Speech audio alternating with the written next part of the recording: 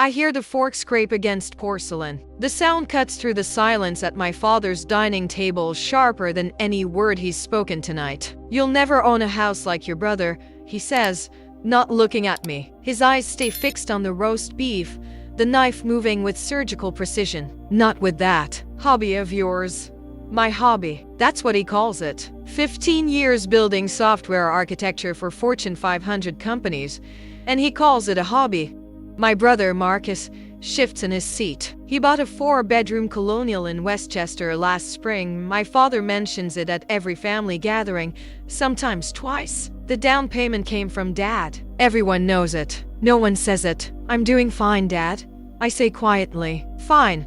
He sets down his knife, finally looks at me. "Your mother and I didn't raise you to be fine, Catherine. We raised you to be successful." Marcus understands that. He has a real career, a real home, a real life. My mother touches his arm gently, a familiar gesture that means drop it. But he doesn't. "You're 38 years old, living in a rental apartment in Brooklyn, working on computers all day like some teenager." He picks up his wine glass. "When are you going to grow up?" The question hangs in the air like smoke. I could tell him. Right now, I could tell him about the $5.2 million sitting in my business account, about the acquisition offer I accepted 3 weeks ago, about the house in Riverside Drive I closed on yesterday cash. No mortgage, no help from anyone. But I don't. I take a sip of water and say nothing, because I've learned something my father never taught me. Silence is a weapon when you know you've already won. The dinner ends the way these dinners always end, my mother packing leftovers I won't eat, my father retreating to his study, Marcus checking his phone by the door. He doesn't mean it, Marcus says as we walk to our cars. The November wind cuts through the driveway, scattering leaves across the cobblestones. Yes, he does. Cat. Come on, he means every word. I unlock my car, a 7-year-old Honda Civic with a dent in the rear bumper. And that's fine. Marcus looks at me the way he's looked at me since we were kids, like I'm a puzzle he gave up trying to solve. "Why do you keep coming to these dinners?" I slide into the driver's seat. "Because she asks me to, my mother. The only reason I show up. The only reason I sit through my father's lectures about real careers and real lives." I drive back to Brooklyn in silence, the city lights blurring past my windows. My phone buzzes at a red light, a text from my real estate attorney. "All documents signed. Keys ready for pickup Monday a.m. Congratulations on your new home." I set the phone down and keep driving. The apartment I've lived in for 6 years sits above a bodega on a street my father refuses to visit. "Not safe," he says, though he's never been here. The stairs creak, the radiator clangs. The neighbor's dog barks at a.m. every morning. I love it here, but I'm leaving. Inside, I pour myself a glass of wine, not the expensive kind my father serves, just something simple from the corner store, and sit by the window. The city hums below me, alive and indifferent. My laptop sits open on the coffee table. I pull it toward me and open the folder I've been avoiding all week. Riverside Drive final documents. The house is everything my father values. Pre-war building, doorman, river views, 5 rooms, original moldings, the kind of address that makes people pause when you say it. I didn't buy it to impress him. I bought it because I could. Because 15 years ago, when I told him I was dropping out of law school to learn coding, he said I was throwing my life away. When I took a job at a startup instead of a law firm, he stopped introducing me as his daughter at parties. When I started my own consulting company, he asked when I'd get a real job. Every dismissal, every comparison to Marcus, every time he looked past me like I was invisible, I kept building. My phone rings. "Marcus." "Hey." I answer. "I'm sorry about tonight."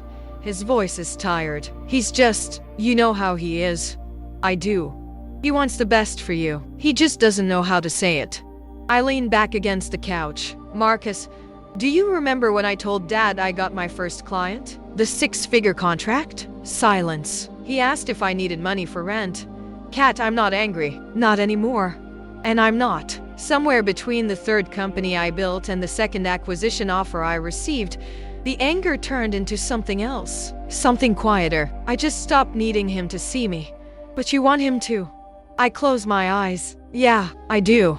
We talk for a few more minutes about nothing, his kids, his wife, the weather. When we hang up, the apartment feels smaller than usual. I open my laptop again and pull up the photos from yesterday's walkthrough. Hardwood floors, crown molding, windows that face the river. The master bedroom has a fireplace. The kitchen has marble countertops. My father would love it. I close the laptop. Monday morning, I'll pick up the keys. I'll walk through rooms that belong to me, but with money I earned, in a building my father will recognize. But tonight, I sit in my small apartment above the bodega, listening to the radiator clang and the dog bark, and I think about the look on his face at dinner. You'll never own a house like your brother. The words echo. I finish my wine and go to bed. Tomorrow, I'll start packing. Next week, I'll move. And sometime after that, maybe at Christmas, maybe at Easter, I'll tell him. Or maybe I won't. Maybe I'll just invite him over for dinner. Let him walk through the door. Let him see the address. Let him stand in the living room with the river view and the fireplace and the life I built without him. Let him understand, finally, what his daughter became while he wasn't looking. I fall asleep to the sound of the city, and for the first time in months, I don't dream about proving anything to anyone. I dream about the river. The week passes in a blur of boxes and bubble wrap. I pack my life into cardboard squares, books, clothes, the coffee maker that's older than some of my employees. My hands move on autopilot while my mind drifts somewhere else. Tuesday, I tell my team about the move. They're happy for me, genuinely happy, in the way people are when success doesn't threaten them. My lead developer, Priya, hugs me in the break room. You deserve this, cat, she says. After everything you built, everything I built. The phrase sits heavy in my chest. I started the company in this apartment, right here, at the kitchen table that wobbles if you lean too hard on the left side. 3 clients, no employees, just me and a laptop and the absolute certainty that I could do this. My father called it reckless. Marcus called it brave but impractical. My mother said, "Are you sure, sweetheart?" in that voice that means please reconsider. I did it anyway. Wednesday, I drive past the Riverside Drive building. Don't go in. Just slow down as I pass, watching the doorman help an elderly woman with her groceries. The limestone facade catches the afternoon light. The trees lining the street are bare now, their branches reaching toward a gray sky. My phone rings. Dad! I almost don't answer. Catherine. His voice is formal, the way it always is when he calls. Your mother wants to know if you're coming for Thanksgiving. I'll be there. Good. Marcus is bringing the kids. It'll be nice to have everyone together. Everyone, as if I'm an afterthought. As if my presence is notable only because it completes the set. Dad! I stop. The words are right there. I bought a house. I paid cash. I did what you said I'd never do. I'll bring wine. That's fine. See you Thursday. He hangs up. I sit in my car on Riverside Drive, watching people come and go from my building, and I feel nothing. No triumph. No vindication. Just a hollow space where those feelings should be. Thursday morning, I meet my real estate attorney at a cafe in Midtown. She slides the keys across the table with a smile that says she's done this 1,000 times but still finds joy in it. Congratulations, she says. You're officially a homeowner. The keys are cold in my palm. Heavy. Real. Thank you. Will you move in right away? Next week. She gathers her papers, wishes me well, disappears into the November crowd.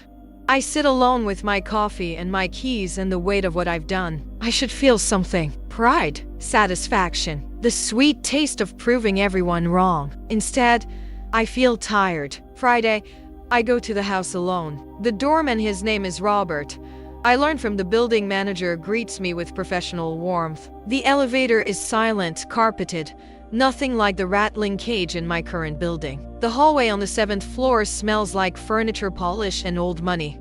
I unlock the door. The apartment is empty. Sunlight streams through the windows, painting rectangles on the hardwood floor. My footsteps echo. In the living room, the river moves beyond the glass, gray and eternal. I walk through each room slowly. The master bedroom with its fireplace. The second bedroom that could be an office. The kitchen with countertops that cost more than my first car. The bathroom with the clawfoot tub. Everything is perfect. Everything is exactly what my father would approve of. I sit on the floor in the living room, my back against the wall, and I cry. Not because I'm sad, not because I'm happy, but because I'm here in this beautiful empty space, And the person I most want to tell is the person who will care the least. My phone buzzes. A text from my mother. Looking forward to seeing you tomorrow, sweetheart. I'm making your favorite pot roast. I wipe my eyes and text back a heart emoji. The sun moves across the floor. The river keeps flowing. The city hums beyond the windows. I stay until the light fades, then lock the door and leave. Saturday morning, I wake up in my Brooklyn apartment for one of the last times. The bodega owner, Mr. Kim, waves at me when I go down for coffee. The dog next door barks. The radiator clangs. I'm going to miss this. The thought surprises me. This place my father called unsafe. This neighborhood he refused to visit. This life he dismissed as temporary, as less than, as not enough. I loved it here. I built an empire here. I became someone here. And now I'm leaving for a place that looks like success but feels like surrender. No, that's not right. I stop on the stairs, coffee in hand, and I realize something. I'm not moving to prove anything. I'm not buying the house to show my father he was wrong. I'm not walking into that building on Riverside Drive because it's what he values. I'm doing it because I want to, because I earned it, because somewhere between his dismissal and my determination, I stopped living for his approval and started living for myself. The revelation settles over me like snow. I go back upstairs and open my laptop, pull up the photos of the new place, look at them differently now, not as a trophy, not as evidence, just as a home, my home. Sunday, I pack the last boxes. Priya and 2 other team members come to help. We order pizza. We laugh. We talk about the future, the company's future, not just mine. They're excited about the new office space we're leasing in Manhattan, about the clients we're bringing on, about the projects that will define us next year. No one mentions my father. No one asks if I'm doing this to prove something. They just help me pack. And when the last box is sealed, Priya raises her beer. To catch, she says, who taught us that success is built in small apartments and big dreams? We drink to that. Monday morning, the movers come. I watch them carry my life down the stairs, the wobbling kitchen table, the couch I bought on Craigslist, the bed I've slept in for 6 years. Mr. Kim comes out of the bodega to say goodbye. The dog next door barks one last time. I take a final walk through the empty apartment. The walls are marked where pictures hung. The floor is scuffed where furniture stood. The window still looks out over the street I've watched change and grow. Thank you, I whisper to the empty room. Then I lock the door and leave. The new apartment, the new home waits for me on Riverside Drive. Robert, the doorman, helps with the last few boxes. The movers arrange furniture according to my directions. By evening, the place looks lived in. Not finished, not perfect, but mine. I stand at the window as the sun sets over the river, painting the water gold and orange and red. Tomorrow is Thanksgiving. Tomorrow, I'll sit at my father's table and listen to him talk about Marcus's house and Marcus's career and Marcus's real life. And I'll smile, because I know something he doesn't. I know that while he was looking at Marcus, I was building something he never imagined I could. I know that his words, "You'll never own a house like your brother," became fuel instead of poison. I know that I don't need him to see me anymore. But God, I still want him to. The river darkens as night falls. The city lights flicker on. My reflection stares back at me from the window, a woman in an empty apartment, surrounded by boxes, holding a glass of wine. I look successful. I look like I belong here. Maybe I do. Thanksgiving morning arrives cold and bright. I wake up in my new bedroom, disoriented for a moment by the unfamiliar ceiling, the different quality of light. The river glints beyond my window. No dog barking, no radiator clanging, just silence and space.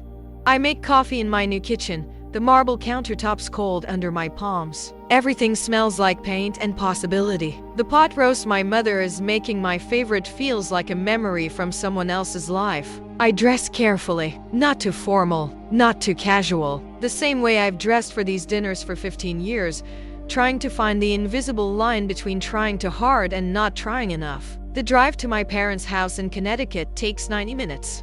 I know every exit, every landmark. The gas station where I used to stop for coffee. The bridge where the skyline disappears. The turn onto their street where the houses get bigger and the lawns get greener. Marcus's SUV is already in the driveway. I park behind it, next to my father's Mercedes. My Honda Civic looks small and apologetic between them. Not for much longer, I think. I'm trading it in next week for something that fits my new address. Not because I need to, because I want to. My mother opens the door before I knock, the way she always does. She's been watching for me, sweetheart. She hugs me tight, smelling like rosemary and warmth. I'm so glad you're here. Hi, Mom. Inside. The house is exactly as I remember. Family photos on the mantle, Marcus's wedding, Marcus's kids, Marcus's college graduation. One photo of me, small and half hidden, from high school. My father insisted on formal portraits. I insisted on smiling like I meant it. Catherine. My father appears from the kitchen, drink in hand. You're late. I'm exactly on time, Dad.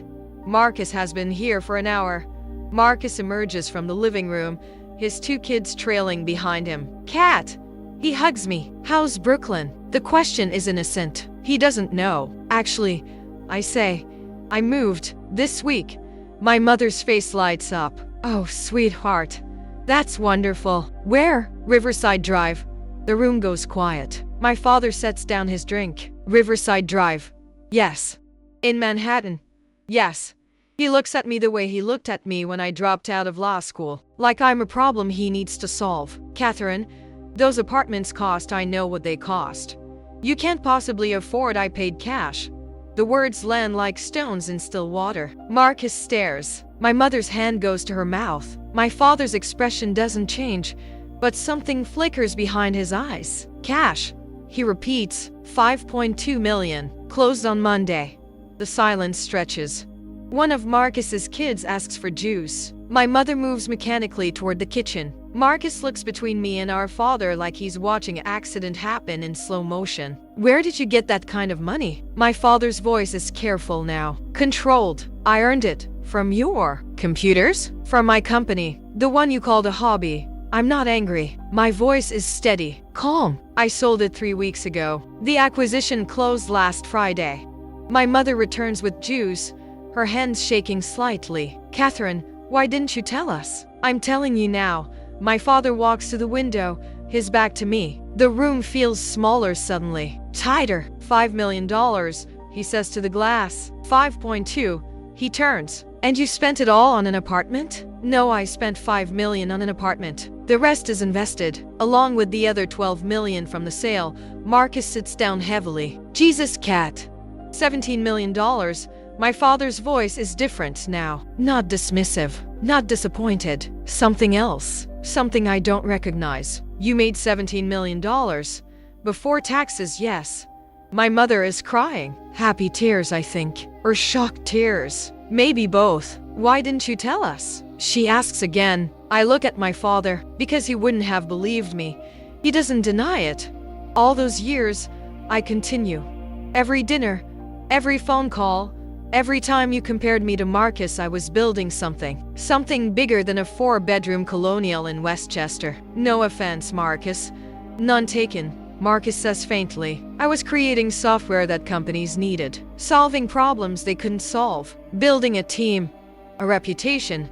A business that someone wanted to buy for $17 million. I take a breath. And you called it a hobby. My father's face is unreadable. Catherine, I'm not angry, Dad. I was, for a long time, but I'm not anymore. And I mean it. Standing here, in this house where I never quite fit, I realize the anger burned out somewhere between signing the acquisition papers and picking up the keys. I just needed you to know. I needed you to see that I did it. That I became exactly what you said I'd never be. I never said at dinner last week. You said I'd never own a house like Marcus. He closes his eyes. I didn't mean yes, you did. And that's okay, because you were wrong. The turkey timer goes off in the kitchen. My mother doesn't move. No one moves. I wanted to tell you last week, I say quietly. When you said it, I wanted to see your face when you realized. But I didn't, because I realized something more important. I look around the room at Marcus, at my mother, at my father's carefully constructed life. I don't need you to be proud of me. I don't need you to understand what I built. I don't need your approval or your validation or your acknowledgement. Then why are you here? My father asks. Because she asked me to. I nod toward my mother. Because family matters. Even when it's complicated, even when it hurts, I pick up my purse. But I'm done shrinking myself to fit into your idea of success. I'm done apologizing for building something you don't understand. I'm done being invisible at my own family's table. Catherine, please, my mother reaches for me. I love you, Mom. I'll call you tomorrow. I look at my father. I'm having a housewarming party next month. You're both invited. So are you, Marcus. Bring the kids. I have a room with a river view that they'll love. I walk toward the door. Catherine, my father's voice stops me. He struggles with something. Pride, maybe. Or regret. I'm sorry. I turn back. He looks older suddenly. Smaller. I didn't see you. He continues. I should have seen what you were building. What you were becoming. His voice cracks slightly. I'm your father. I should have seen you. The apology hangs in the air between us. Part of me wants to accept it. To forgive him. To let this moment heal 15 years of dismissal. But another part, the part that sat in a Brooklyn apartment and built an empire while he looked the other way, that part needs more than words. I know you're sorry, I say. But sorry doesn't change what happened. It doesn't change how I felt every time you looked past me. Every time you compared me to Marcus. Every time you made me feel like I wasn't enough. I never meant, I know. But you did it anyway. I soften slightly. I'm not cutting you out, Dad. I'm just setting boundaries. I'm just asking you to see me. Really see me. Not who you wanted me to be. Who I actually am. He nods slowly. I'd like that. Then come to the party. See the house. Meet my team. Let me show you what I built. I will. I leave before anyone can say anything else. Before the moment can turn into something messy or complicated. Before I can second guess myself. The drive back to Manhattan feels different. Lighter. The highway stretches ahead. The city skyline growing closer with each mile. I don't turn on the radio. I just drive in silence, replaying the moment in my mind. I'm sorry. 2 words. 15 years too late. But he said them.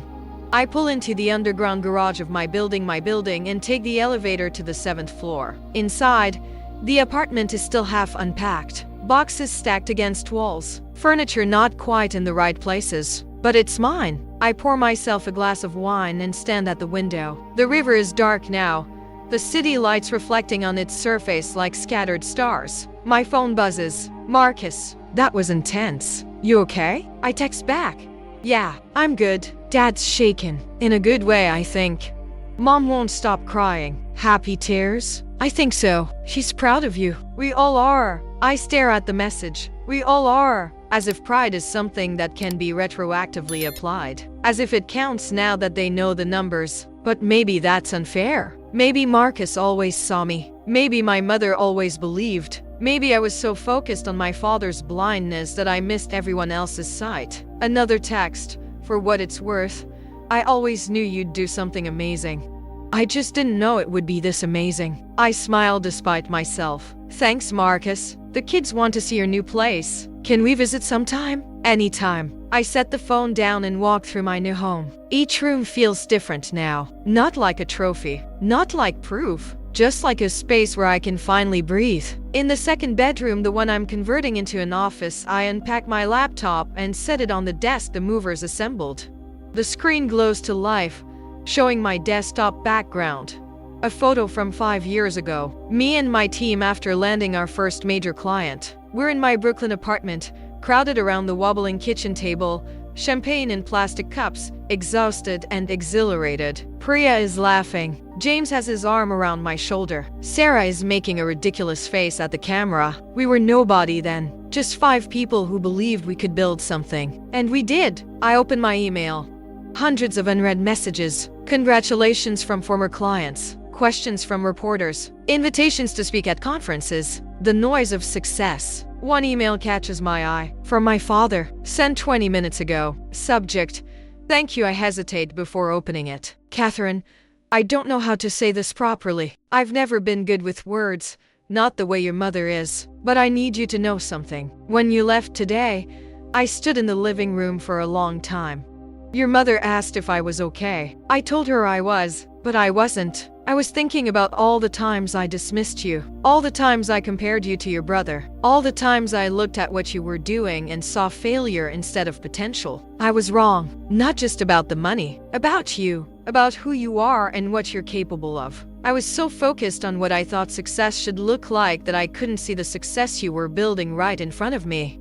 You said I should have seen you. You're right. I should have. And I'm sorry I didn't. I know an apology doesn't fix 15 years. I know showing up to a housewarming party doesn't erase the dinners where I made you feel small. But I want to try. I want to know my daughter. The real one. Not the one I invented in my head. If you'll let me. Dad, I read it twice. 3 times. Looking for the catch. The qualification. The but. It's not there. Just an apology. Raw and imperfect and real. I closed the laptop and walked back to the window. The city pulses below. Millions of people living millions of lives. All of them invisible to each other until they're not. My phone rings. My mother. Hi, Mom. Sweetheart. Her voice is thick with emotion. I'm so proud of you. Thanks, Mom. I mean it. What you've built. What you've accomplished. I always knew you were special. But this. She trails off. I'm sorry we didn't celebrate you more. I'm sorry I let your father's voice be louder than mine. Mom, you don't have to. Yes. I do. I should have stood up for you more. I should have told you how proud I was. I should have made sure you knew that your path was just as valid as Marcus's. She takes a shaky breath. I'm sorry, Catherine. I know, Mom. I know. Will you really let us come see your new home? Of course. Even after today. Especially after today. She cries a little more. We talk about nothing, the weather, the turkey that's still sitting uneaten on the table, her plans for Christmas, normal things, safe things. When we hang up, I feel something shift. Not forgiveness exactly, not yet, but the beginning of it. The possibility. I spend the rest of the evening unpacking, hanging pictures, arranging books, making this place feel like home. Around midnight, I collapse on the couch. Exhausted and satisfied. My phone buzzes one more time. An email from Priya. Saw your dad's LinkedIn. He shared an article about your acquisition. Called you an inspiration and a visionary leader. Thought you should know. I open LinkedIn on my phone. There it is. My father's post, public for all his connections to see. Today I learned that my daughter sold her company for a sum that humbles me. More than that, I learned that while I was looking elsewhere, she was building something extraordinary. I'm proud of her. I'm sorry it took me so long to say it. If you're a parent, don't make my mistake. See your children for who they are, not who you think they should be. The post has hundreds of likes, dozens of comments. People congratulating him on having such a successful daughter. People sharing their own stories of late recognition. I stare at the screen for a long time. This is what I wanted, isn't it? For him to see me, to acknowledge me, to tell the world that I matter. But now that I have it, it feels strange. Hollow in places I didn't expect. Because the truth is, I didn't build my company for him. I didn't work 80-hour weeks and risk everything for his approval. I did it for me, for the team, for the belief that we could create something meaningful. His recognition is nice. His apology matters, but it doesn't change the fundamental truth. I was always enough, whether he saw it or not. I set the phone down and look around my new home, at the river beyond the windows, at the life I built with my own hands. Tomorrow, I'll text my father. I'll tell him I saw his post. I'll thank him for it. But tonight, I'm just going to sit here in the quiet and let myself feel what I feel. Not triumph, not vindication, just peace. The kind of peace that comes from knowing you don't need anyone's permission to be extraordinary. The kind of peace that comes from finally, seeing yourself. The days that follow feel like walking through a dream I'm not sure I want to wake from. Friday morning, I meet with my financial advisor. We sit in her corner office overlooking Central Park, spreadsheets and projections scattered across the glass table between us. You're in an enviable position, she says, sliding a portfolio across to me. With proper investment, you'll never have to work again. Never have to work again. The phrase sounds foreign, wrong. I don't want to stop working, I say. She smiles. Most people in your position say that. Give it 6 months. But she doesn't understand. Work isn't something I do for money. It's something I do because I'm good at it. Because I love the puzzle of it. Because building something from nothing is the only thing that's ever made sense to me. I'm starting a new venture, I tell her. Smaller, more focused. I want to mentor women in tech. Help them build what I built. She makes notes. That's admirable. We can structure it as a non-profit if you'd like the tax benefits. We talk numbers and strategies and timelines. By the time I leave, I have a plan. Not just for my money, for what comes next. Saturday, I host my first visitor at the new apartment. Priya arrives with coffee and bagels, her eyes wide as she steps inside. Kat, this is... She walks to the window. This is insane. It's a lot, I admit. It's everything. She turns to me. You did it. You actually did it. We sit on the floor. I still don't have enough furniture and eat bagels while looking at the river. She tells me about the new projects at work, the clients who keep asking for me even though I'm gone. They miss you, she says. We all do. I miss you too, but I'm not gone. Just different. Different how? I think about it. I spent 15 years proving I could do this. Now I want to spend the next 15 helping other people do it too. Priya grins. You're going to change lives, you know that. Maybe. Or maybe I'll just help a few women avoid the mistakes I made. What mistakes? You sold your company for $17 million. I spent 15 years waiting for my father to see me. I set down my coffee. That was the mistake. Building something incredible but measuring its worth by someone else's approval. She's quiet for a moment. Is that why you didn't tell anyone? About the sale? Partly. I think I needed to sit with it first, to understand what it meant before everyone else told me what it should mean. And what does it mean? I look around the apartment, at the space I bought with money I earned, at the life I built without permission. It means I'm free. I say finally, free to build what I want, free to fail, free to succeed on my own terms. I smile. It means I don't have to wait for anyone to see me. I can just be. Sunday. My mother calls. Your father wants to take you to lunch, she says. Just the two of you. Would that be okay? I almost say no, almost tell her it's too soon. Too complicated, too much. But I don't. Okay? I say. When? Tuesday? There's a place in the city he likes. Near your new apartment, actually. We make plans. She sounds relieved. Happy. Like maybe this is the beginning of something instead of the end. Monday, I start unpacking the last boxes. The ones I've been avoiding. Personal things. Photos. Journals. The remnants of a life I'm not sure I want to remember. There's a photo from my college graduation. Me in my cap and gown, smiling at the camera. My father stands beside me, not quite touching, his expression neutral. My mother is on my other side, beaming. I remember that day. How proud I felt. How I'd graduated summa cum laude.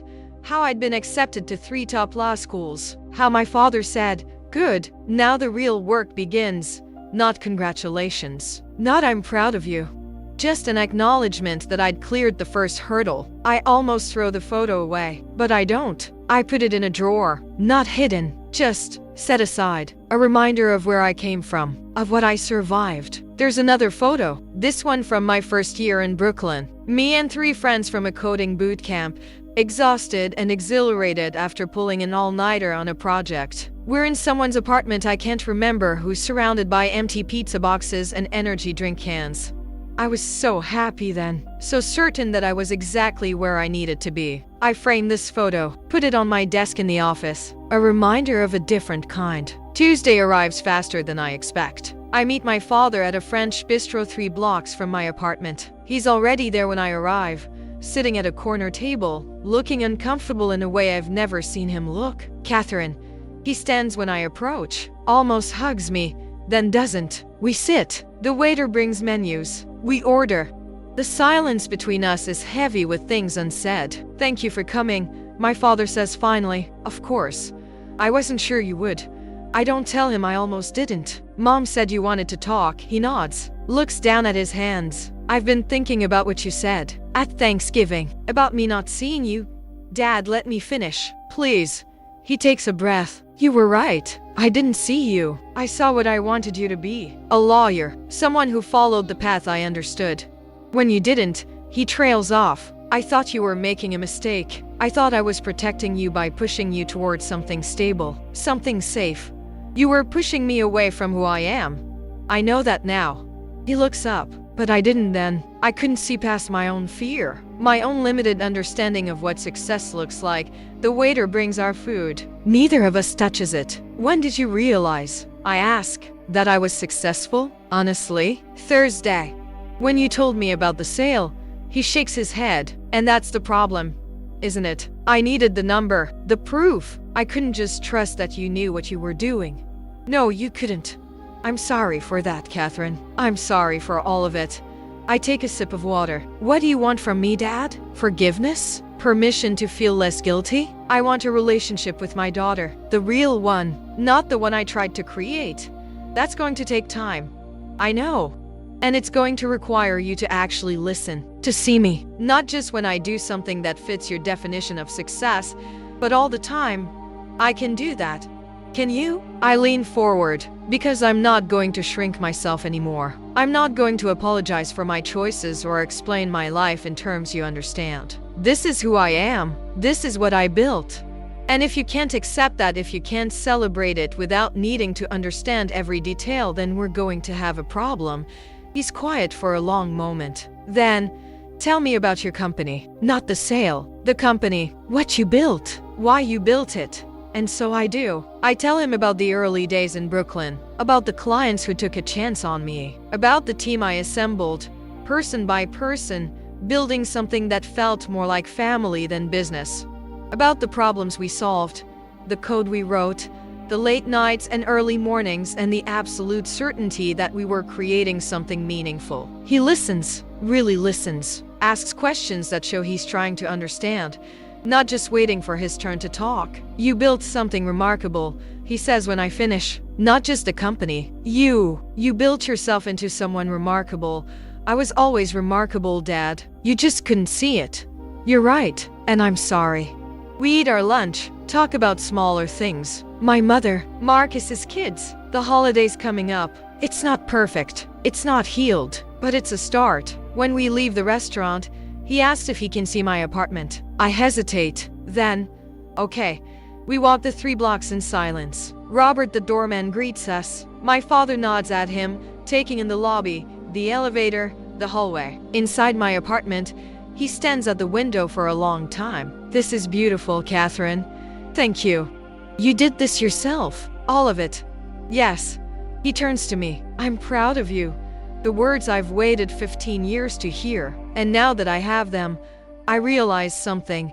They matter less than I thought they would. They're nice. They're meaningful. But they don't change who I am. They don't validate what I built. I was always enough. With or without his pride. Thank you, Dad. I say. That means a lot. He leaves an hour later. We hug at the door, awkward, uncertain, but real. When he's gone, I stand at the window and watch the river flow. My phone buzzes. A text from Priya. Team dinner Friday? We miss your face. I smile and text back. I'll be there. Because this is my life now. Not defined by my father's approval or my brother's shadow. Not measured by square footage or bank accounts. Defined by the people I love. The work I do. The difference I make. I am Catherine Morrison. I built an empire in a Brooklyn apartment while the world looked away.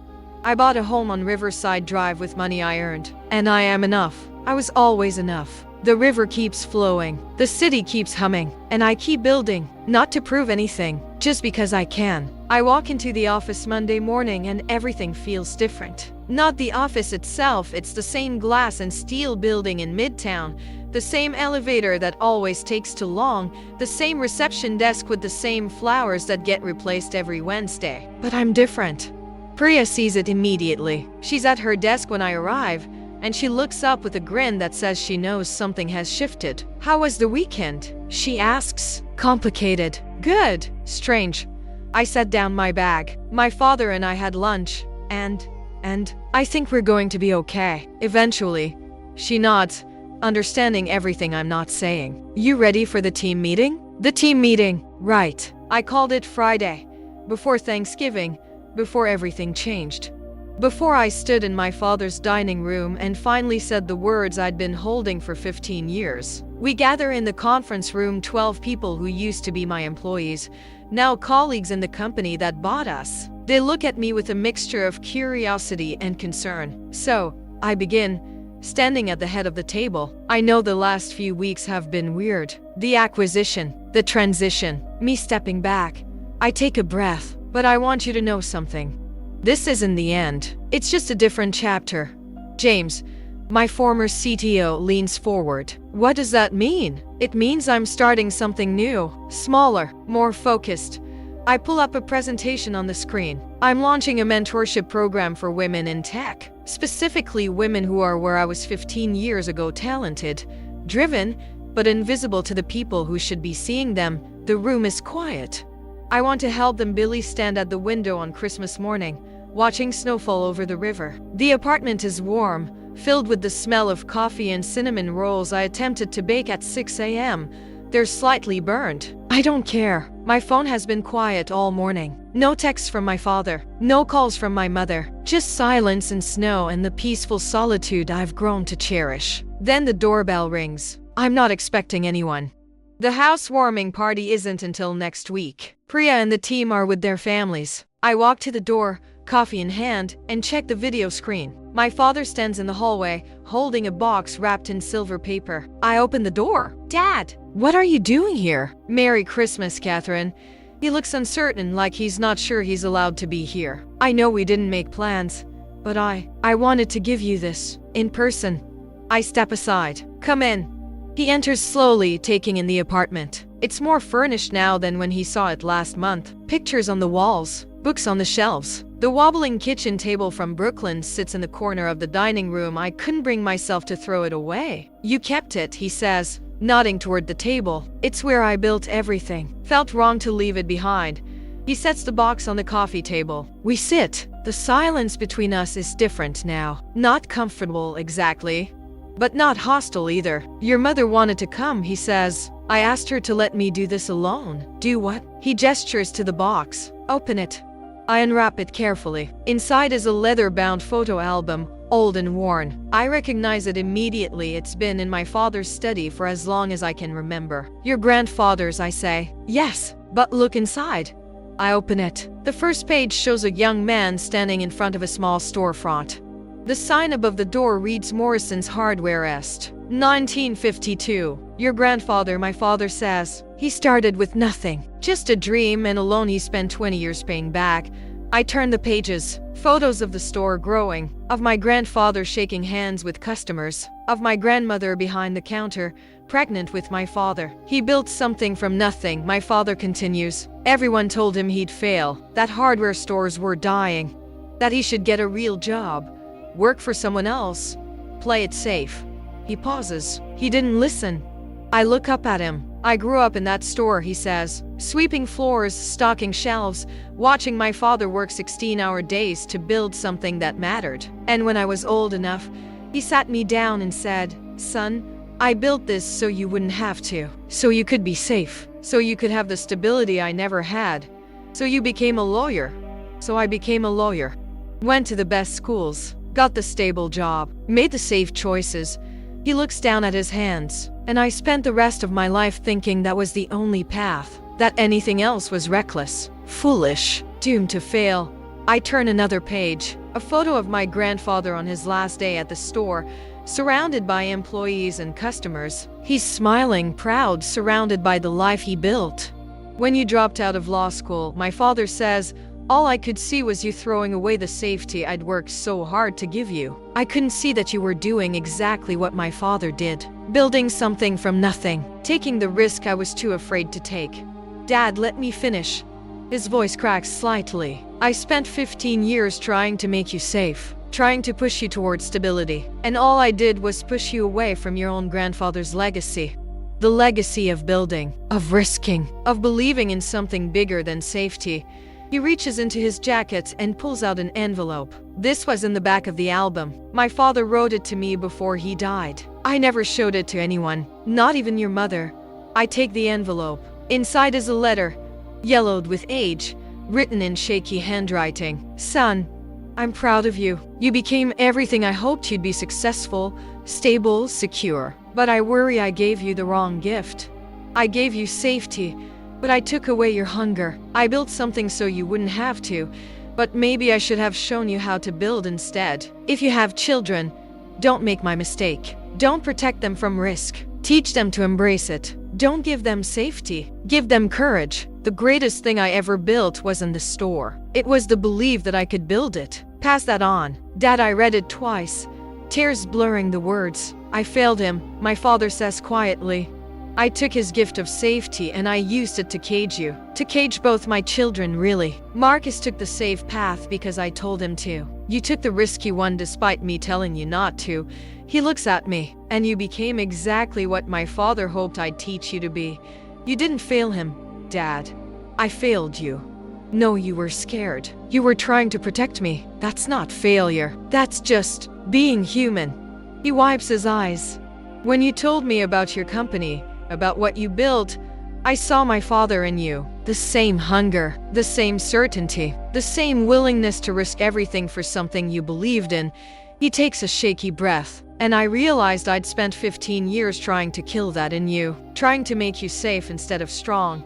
I closed the album and set it on my lap. You didn't kill it. You just made me prove it to myself instead of to you. That's generous. It's true.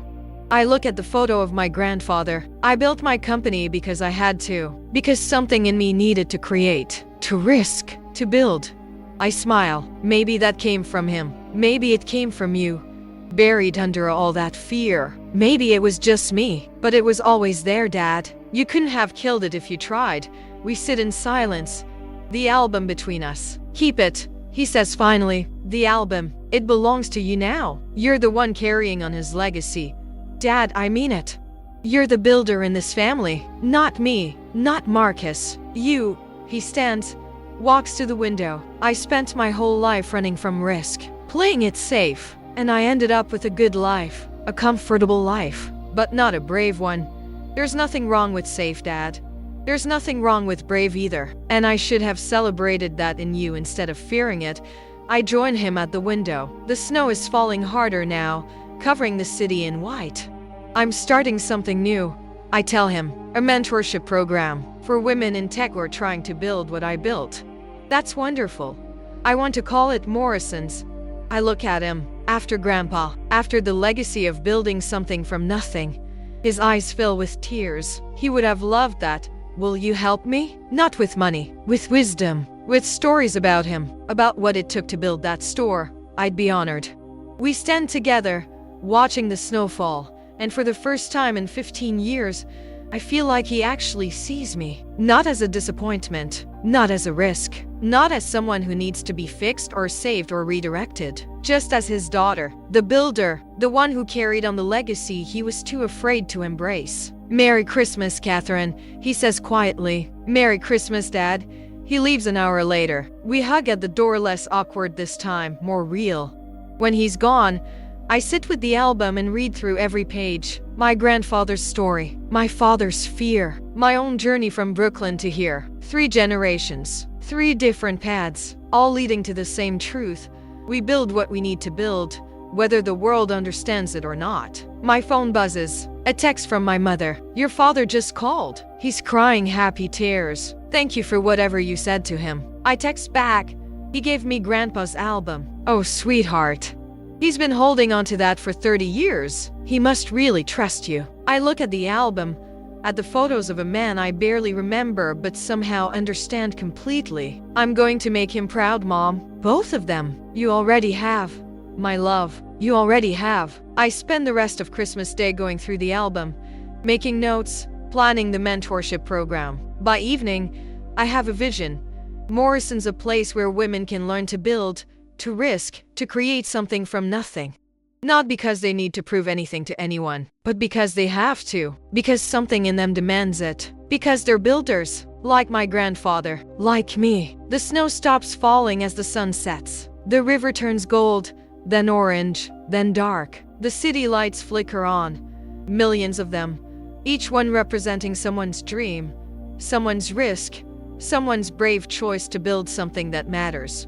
I stand at the window with a glass of wine and my grandfather's album and the quiet certainty that I'm exactly where I'm supposed to be. Not because my father finally sees me, not because I proved everyone wrong, but because I built something true, something mine, something that will outlast the doubt and the dismissal and the years of being invisible. I built myself, and that, I realize, is the only thing that ever mattered. My phone buzzes one more time. Priya, Merry Christmas, boss.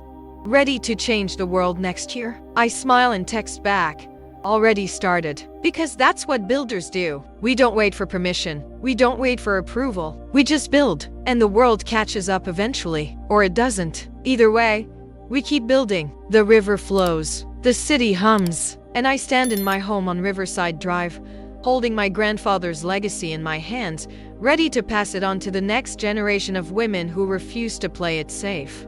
Women who choose brave over comfortable, risk over security, building over waiting. This is my legacy now. Not the money, not the apartment, not the vindication. The building, always the building. And I'm just getting started.